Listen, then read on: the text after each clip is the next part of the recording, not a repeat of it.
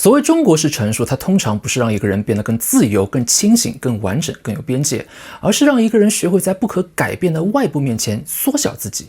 在一个长期默认外部权力不可违抗、外部环境不可改变的社会里，一个人不会只是在行为上展现服从，他还会在内部生产一套让自己能够继续服从的解释系统，并且把这种服从理解成成熟、通透、懂事识大体。本期视频我要来分析的就是在这套解释系统中运行的某些中国古话，它们可以是人生智慧，但也正因为如此，它们也更容易进入被支配者的身体，成为权力支配的润滑剂。比如吃亏是福负责美化损失，难得糊涂负责取消判断，忍一时风平浪静负责延迟反抗，识时务者为俊杰负责把投降翻译成聪明，枪打出头鸟负责惩罚边界意识，多一事不如少一事负责把公共问题私人化。这些话并不是孤立随机出现的，它们共同构成了一种生存伦理，也就是不要改变外部，只调整自己；不要质问权力，只管理痛苦；不要争论合理性，只计算安全性。这些话最典型的特点是弹性极大，他们几乎从来不会告诉你边界在哪里。难得糊涂，什么事情应该糊涂，什么事情不能糊涂，没有说；吃亏是福，什么亏可以吃，什么亏不能吃，没有说；退一步海阔天空，谁应该退，退到哪里为止，退完以后问题由谁负责，没有说；人一时风平浪静，这一时到底是多久？是一天、一个月、一年，还是一辈子？也没有说。正因为边界模糊，所以这些话才特别好用。它既可以用来描述一个人主动放下无意义的执念，也可以用来要求一个人在被伤害时继续闭嘴；既可以是个人修养，也可以是支配技术；既可以帮人减少不必要的精神消耗，也可以帮权力减少被质疑的麻烦。可问题是，一句话越没有边界，它越容易被强势的一方拿来解释弱势一方的退让。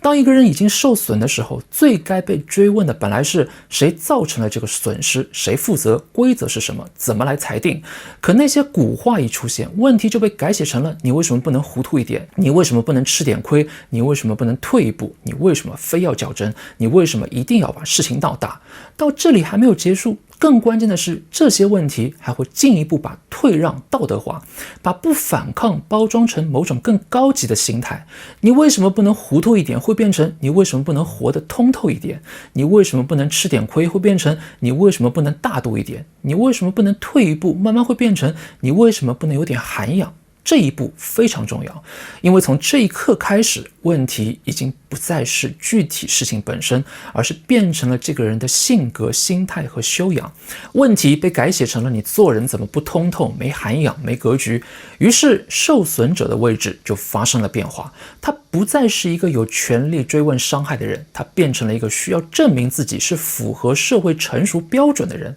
一旦到了这里，中国式成熟就完成了把一个人承受的外部伤害改写成他需要从内部自我改造的人格品质。所以所谓中国式成熟，它的核心动作不是判断，而是适应。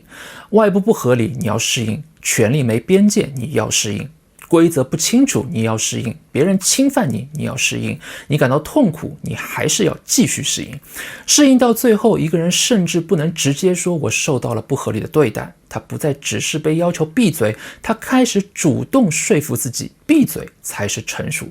当然这里需要做一个澄清，说这些古话承担了支配结构的润滑功能，不要把它们理解成好像从一开始就是被人精心设计出来驯化被支配者的统治工具。更准确的说，一种语言不需要有阴谋式的起源，也可能在长期的结构当中获得支配功能。难得糊涂，吃亏是福，退一步海阔天空，这些话当然有可能来自于真实的生活经验。人在现实中确实会遇到无意义的争执，确实会遇到无法挽回的损失，也确实需要某种语言来安放痛苦，缓解压力，避免自己被持续消耗。问题在于，当这些话被放进一个长期封闭的人格化支配结构里，它的功能就会发生变化。在这种结构中，权力长期被塑造成唯一的、不可违抗的，外部环境长期被理解为不可改变的，因此被支配者承受的服从压力是真实存在的，痛苦也是真实存在的。压力和痛苦需要出口，人不可能长期只靠沉默活下去，他必须给自己的沉默找到意义，给自己的退让找到理由，给自己的无力感找到一个体面的名字。于是这些话就开始发挥作用，不能反抗被解释成看开了，不敢争取被解释成懂事了，长期受损被解释成吃亏是福，不再追问被解释成难得糊涂，主动闭嘴被解释成有涵养、有格局、够成熟。这并不要求有一个人在背后设计它，一套话只要能够让人少说、少争、少问、少出头、少认真，它就会更容易被保存下来，更容易被反复引用，更容易被长辈、家庭、单位、学校、关系网络拿来教育别人，也更容易被受损者拿来安慰自己。久而久之，它就从生活经验变成了生存伦理，又从生存伦理变成了支配结构的配套技术。